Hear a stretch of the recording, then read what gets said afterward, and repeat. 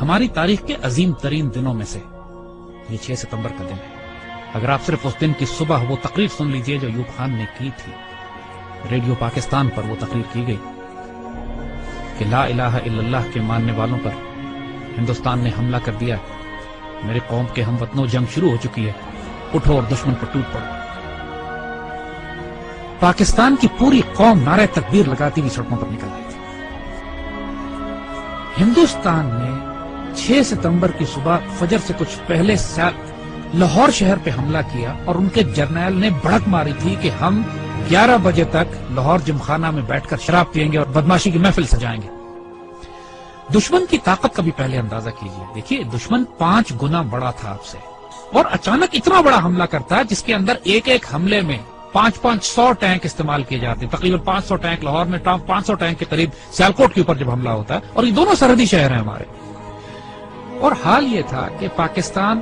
Was totally caught by surprise. آپ کو واقعہ بتاتے ہیں، واقعات اگر آپ سنیں تو اس سے آپ کو اندازہ ہوگا کہ یہ 65 کی لڑائی کا یہ واقعہ 6 ستمبر کو کیوں ہم اتنے رومانٹک طریقے سے، اتنی محبت اور اتنی پیار سے، ایموشن سے، جذبات سے کیوں یاد کرتے ہیں۔ ایئر چیف نے نور خان صاحب کی دلیری اور جرت دیکھیے، یہی پہ لیڈنگ فرام دا فرنٹ جسے کہتے ہیں، انہوں نے کہا کہ یہ سورٹیز نہیں جائیں گی جب تک میں خود نہ دیکھ لوں کہ یہ کتنی خطرناک ہے ہمارے پائلٹ۔ دنیا کی تاریخ میں پاکستان فوج ایک بیسٹ واحد فوج ہے کہ جس میں آفیسر کیجویلٹی ریٹ سب سے زیادہ ہے، اس لیے کہ ہمارے آفیسرز آگے بڑھ کر لیڈ کرتے ہیں۔ پاکستان نیوی کے پاس ایک سبمرین تھی غازی، اور اس سبمرین نے دشمن کا ناکہ بند کیا ہوا۔ اس زمانے میں تاریخ ناول اور کتابیں لکھی گئی کہ سومناتھ پر محمود غزنوی کے 17 حملوں کے بعد یہ 18واں حملہ، اور پاکستان کی نیوی آگے بڑھ کر سمندروں میں گئی، دوارکا پہ گئی، دوارکا کے قلعے کو تباہ کیا بومنگ کر کے، فائرنگ کر کے، شیلنگ کر کے، اور پھر نکل کر واپس آئی۔ میرے والد توپخانے کے افسر تھے اور سیالکوٹ ہی میں مقیم تھے، سیالکوٹ سیکٹر پہ بالکل سرحد پہ ہمارا گھر تھا میرے، اور جب یہ جنگ شروع ہوتی ہے تو خاندانوں کو، عورتوں کو، بچوں کو وہاں سے نکلنا پڑا، تو اس میں ہماری والدہ ہمیں لے کر نکلی،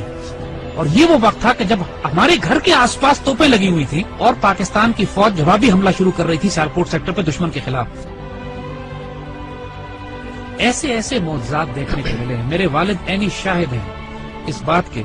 کہ ایک سیکٹر پر ہماری توپوں کی مدد کی ضرورت پڑی، ہماری پیادہ فوج کے مورچے تھے جن پہ دشمن کے ٹینکوں کا دباؤ بہت شدید تھا، اور ہماری توپوں کی آخری حد سے بھی زیادہ 2-3 کلومیٹر آگے وہ دشمن کے ٹینکوں کی پوزیشنز تھی، اور جب مدد مانگی گئی تو حساب لگایا گیا کہ ہماری توپوں کے گولے دشمن تک نہیں پہنچ سکتے، اور صورتحال یہ تھی کہ اگر اس وقت مدد نہ دی جاتی اپنی فرنٹ لائن کو تو سیالکوٹ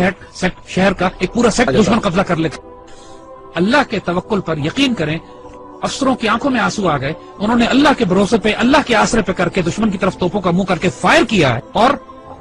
ناقابل یقین بات ہے کہ گولہ تقریباً 2.5-3 منٹ لیتا ہے فائر ہونے کے بعد توپ کا اپنی منزل پہ پہنچتے ہوئے۔ 3 منٹ کے بعد وائرلیس پہ ہماری جو آگے ہمارے مورچے تھے وہاں سے نعرے تکبیر کی آوازیں آنے لگی کہ دشمن کے توپیں ٹھیک ٹینکوں کے بیچ میں گر رہے تھے، جو کہ ہماری توپ کی آخری حد سے بھی کئی کلومیٹر آگے تھا۔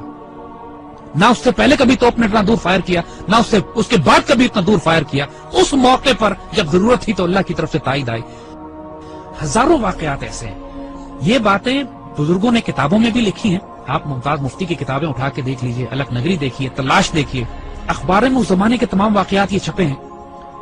جب 65 کی لڑائی شروع ہوئی، ممتاز مفتی اپنی کتابوں میں لکھتے ہیں کہ مسجد نبوی شریف میں اللہ کے بندوں نے حضور صلی اللہ علیہ وسلم کی زیارت فرمائی اور دیکھا کہ حضور جنگی لباس میں اصحاب بدر کے شہداء کے ساتھ پاکستان کے دفاع کے لیے تشریف لے جا رہے ہیں کہ پاکستان پہ حملہ ہوا ہے، ہم نے اس کا دفاع کرنا ہے۔ اور یہ باتیں ممتاز مفتی نے لکھی ہیں، کتابوں میں چھپی ہیں، اخباروں میں چھپی ہیں، یہ باتیں اپنی طرف سے ہم نہیں بنا رہے۔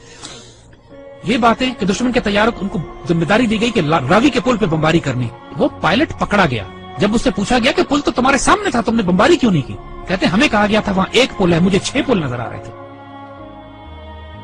یہ باتیں دشمن کے سپاہیوں نے کہی ہیں جن کو گرفتار کیا گیا کہ وہ اپنی گھوڑوں والی فوج کون تھی جو سفید لباس میں تھی اور جس کی تلواروں سے شعلے نکلتے تھے۔ یہ دشمن کے پائلٹس نے یہ باتیں کہی ہیں کہ ہم بم گراتے تھے، 35-40 کے قریب بم پنڈی پہ گرے، صرف 5 بم پھٹے، وہ بھی ویرانے میں، باقی بم پھٹے نہیں۔ بزرگ کہتے ہیں کہ فضائے بدر پیدا کرو تو ملائکہ آج بھی مدد کے لیے نازل ہوں گے۔ جنگ بدر پہ ہوا تھا نا ایسا، لیکن اللہ تعالیٰ قرآن میں فرماتا ہے کہ میں نے پھر 1000 ملائکہ نازل کیے، اور یہ بات صرف 1400 سال پہلے پہ محدود نہیں ہے۔ جب بھی مسلمان اللہ رسول کے نام پر کھڑے ہوں گے اس پاک سرزمین کی حفاظت کے لیے تو اللہ کی تائید و نصرت آئے گی۔ 65 سب سے خوبصورت مثال ہے ہمارے لیے۔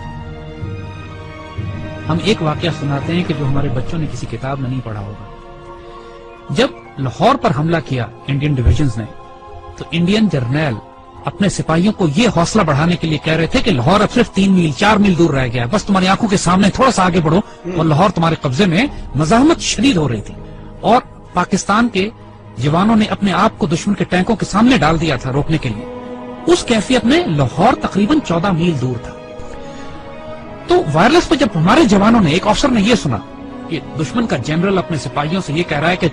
کہ صرف 3 یا 4 میل دور لاہور رہ گیا، اور اس وقت لاہور 14 میل تھا۔ اس وقت اس افسر نے، ہمارا وہ زخمی افسر نے، اپنے مورچے سے نکلا ہے، سڑک کے کنارے جو کتبہ لگا ہوا تھا جس پر لکھا تھا لاہور 14 میل، اس پر اس کو کھڑا ہے وہاں سے اور اس کو انڈیا کی طرف لے کر گیا ہے آگے، مزید 2 فرلانگ آگے، اور وہاں پر اس نے لگایا ہے اور اپنے خون سے اس پر نقطہ لگا کے 0.2 ایڈ کیا ہے اور لکھا ہے 14.2 بلڈی مائلز۔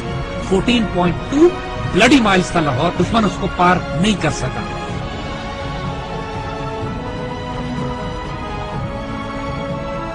جب شہداء پہنچنا شروع ہوئے، سی ایم